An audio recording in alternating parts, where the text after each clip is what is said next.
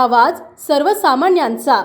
खडाव तालुक्यातील खातवळ येथील पंढरीनाथ अण्णा फडतरे गुरुजी यांचा 75वा वाढदिवस आणि सौ नंदिनी पंढरीनाथ फडतरे यांचा 70वा वाढदिवस तसेच या दोघांचा 50वा लग्नाचा वाढदिवस असा अमृत महोत्सव योग जुळून आल्याने जुने मित्र सवंगडी समस्त ग्रामस्थ फडतरे परिवार दत्तमाळा आणि आप्तेष्ट यांच्याकडून शुभेच्छा देण्यात आल्या। परिवारातील मुली नातवंडांनी आग्रह धरला आणि गुरुजींचा वाढदिवस मोठ्या उत्साहात साजरा करण्यात आला। तर मंडळी मुलगी मुलगा सुना नातवंडे पुतणे आजी आजोबांचा वाढदिवस साजरा करणार म्हटल्यानंतर गाव जेवण नातेवाईक मित्रमंडळी शिक्षक 550 बोलवणे पहिल्यापासून कीर्तनाची आवड असल्याने सकाळी 10 ते 12:30 वाजेपर्यंत कीर्तनाचा कार्यक्रम 1 वाजता केक कापून पंढरीनाथ अण्णा फडतरे तसेच सौ नंदिनी पंढरीनाथ फडतरे यांचा वाढदिवस उत्साहात साजरा करण्यात आला। लहानपणीच थोडे लहान असताना वडील वारले, आईने सांभाळ करून शिक्षक केले।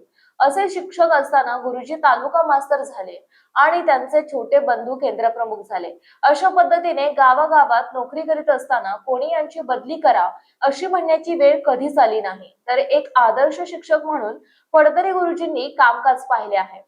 या खेडेगावात गुरुजींनी चांगले विद्यार्थी घडवले, कोणी शिक्षक झालं तर कोणी डॉक्टर झाले। अशा पद्धतीने गुरुजींच्या हातून चांगले विद्यार्थी घडले आहेत असे त्यांनी अभिमानाने सांगितले।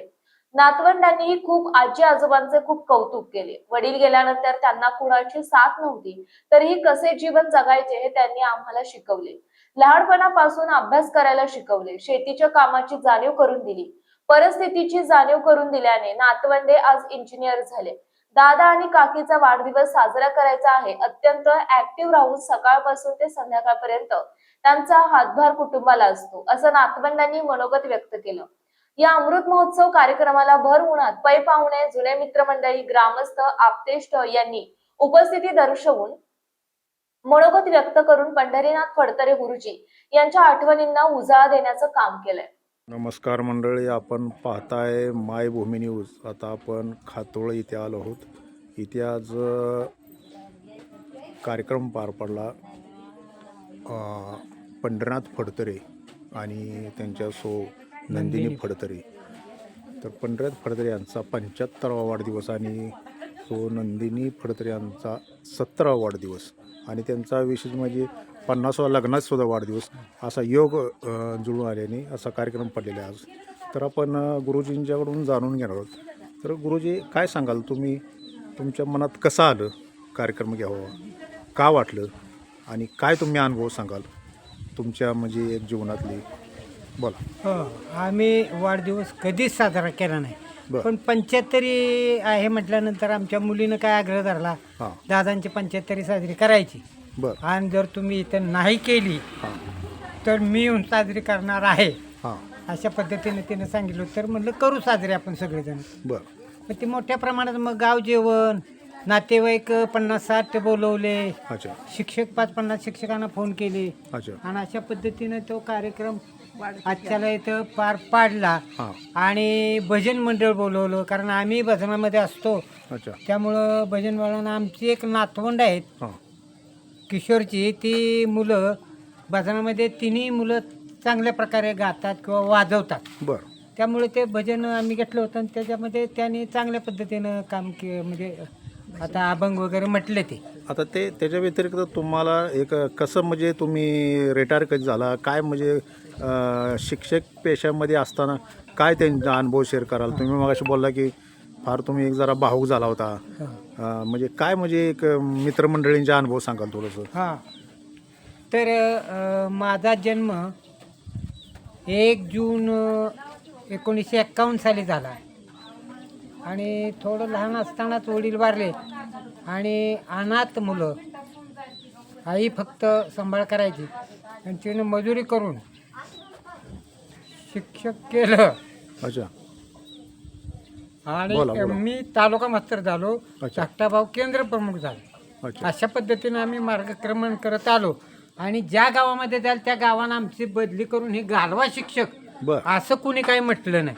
बाबा इथंच तुम्ही नोकरी करा, बराच काळ करा, आम्हाला तुमच्याबद्दल काही हे करायचं नाही, तुम्ही चांगल्या पद्धतीनं अध्यापन करता। आणि एक आयुष्यामध्ये प्रामाणिकपणाची अतिशय सवय लागली, त्यामुळं मी कुठेही हे साधील खर्चाचा असो भ्रष्टाचार करायचा नाही। तांदूळ वाटप असलं तर भ्रष्टाचार करायचा नाही आणि पुन्हा पोस्टाचंही काम केलं प्रामाणिकपणानं. त्यामुळं आम्हाला ती सवय लागून गेली की आपण एक शिक्षक आहे, आपण आदर्शपणानं वागलं पाहिजे, तर त्याचा परिणाम मुलांच्यावरही चांगल्या पद्धतीनं होतो. अच्छा. मग माझ्या जीवनामध्ये मी कणशेवाडीला 14 वर्ष आणि पळसगावला 15 वर्ष काढली. अच्छा.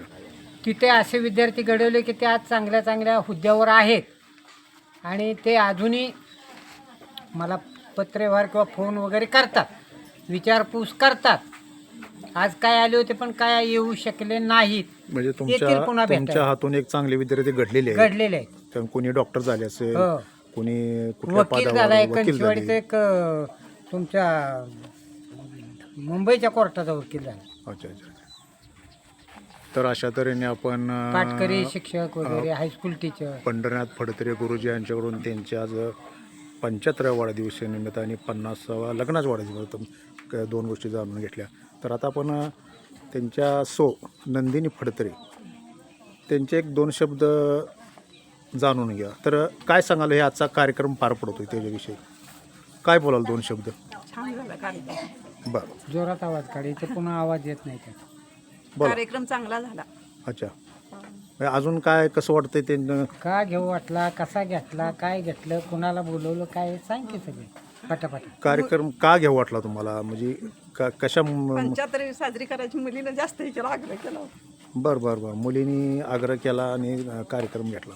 अच्छा अच्छा. मुलाने बी हे केलं. ओके. साथ दिली.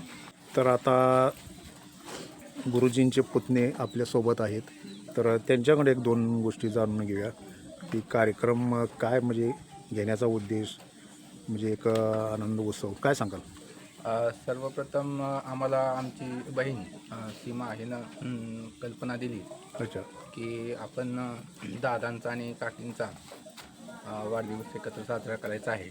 बरं. त्यानंतर एक 8-15 दिवसापासून दादांनी पूर्ण तयारी केली. अच्छा.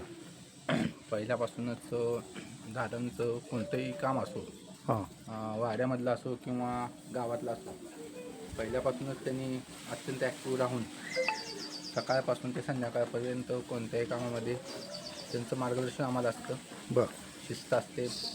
सर्व लग्न असेल तर सर्व प्रत्येक कार्यक्रम हा वेळेनुसार आणि जसा पारंपरिक पद्धतीनं चालत आले हिंदू वंश परंपरेनं जसा चालत आलेला आहे त्या पद्धतीनं करण्यावरती त्यांचा नेहमीच हातभार असतो आणि तसा हट्टही असतो.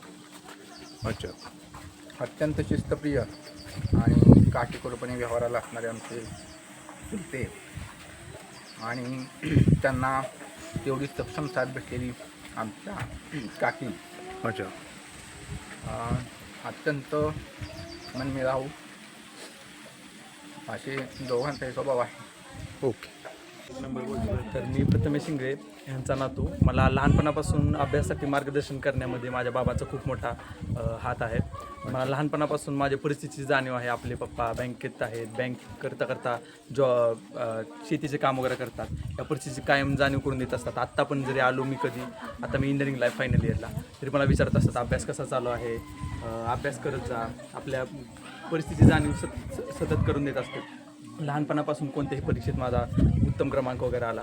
माझ्या आईवडिलांपेक्षा पण जास्त मला बाबांना सांगण्यासाठी मी इच्छुक असायचो, कारण बाबा खूप प्राऊड फील करायचे त्यासाठी. अच्छा. म्हणून शिक्षणासाठी खूप मोठा हात आहे बाबांचा. नंतर बाबांचं जेव्हा रिटायरमेंट झालेली तेव्हा मी कोकणमध्ये बाबा आजी आणि आम्ही फिरायला गेलो. ती लहानपणाची माझी सगळ्यात मोठी ट्रिप होती. मी अजूनही विसरणार नाही. आणि लहानपणापासून मला असे खूप क्वेश्चन वगैरे पडायचे. मग मी बाबांना सतत विचारायचो.